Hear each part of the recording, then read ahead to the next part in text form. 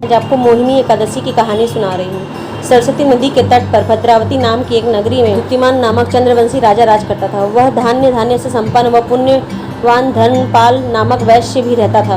वह अत्यंत धर्मालु और विष्णु भक्त था। उसने नगर में अनेक भोजनालय, प्याऊ, कुएं, सरोवर, धर्मशाला आदि बनवाए थे। सड़कों पर आम, जामुन, नीम आदि के अनेक वृक्ष भी लगवाए थे।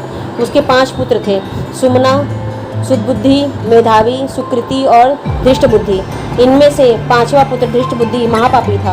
वह पितर आदि को नहीं मानता था। वह वेश्या, दुराचारी मनुष्यों की संगति में रहकर जुआ खेलता और पर स्त्री के साथ भोग विलास करता था तथा मद मांस का सेवन भी करता था। इसी प्रकार अनेक कुकर्मों से वह पिता के धन को नष्ट करता रहता था। इन्हीं कारणों से त्रस्त होकर पिता ने उसे घर से निकाल दिया था। घर से बाहर निकलने के बाद वह अपने गहने कपड़े बेचकर अपना निर्वाह करने लगा। जब सब कुछ नष्ट हो गया तो वेश्या और दुराचारी साथियों ने उसका साथ छोड़ दिया। अब वह भूख प्यास से अति दुखी रहने लगा। कोई सहारा न देख चोरी करना सीख गया। एक बार वह पकड़ा गया तो वैश्य का पुत्र जानकर चेतावनी देकर छोड़ दिया गया, मगर दूसरी बार फिर पकड़ में आ गया।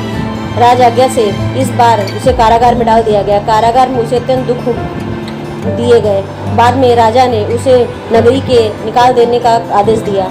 वह नगरी से निकल वन में चला गया। वहाँ वन्य पशुओं को मारकर खाने लगा। कुछ समय पश्चात वह बहेलिया बन गया और धनुष बाण लेकर पशु पक्षियों को मारकर खाने लगा। एक दिन भूख प्यास से व्यतीत होकर वह खाने की तलाश में घूमता हुआ कौंडिन्य ऋषि के आश्रम में पहुंच गया। उस समय वैशाख मास था और ऋषि गंगा स्नान कर आ रहे थे।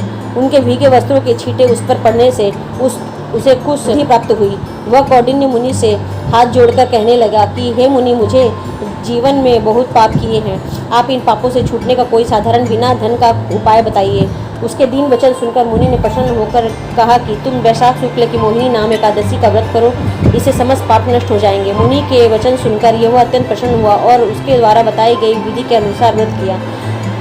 हे राम, इस व्रत के प्रभाव से उसके सब पाप नष्ट हो गए और अंत में वह गरुड़ पर बैठकर विष्णु लोक को गया। इस व्रत से मोह आदि सब नष्ट हो जाते हैं। संसार में इस व्रत के से श्रेष्ठ कोई व्रत नहीं है। इसके महात्म्य को पढ़ने से अथवा सुनने के बाद 1000 गोदान का फल प्राप्त होता है।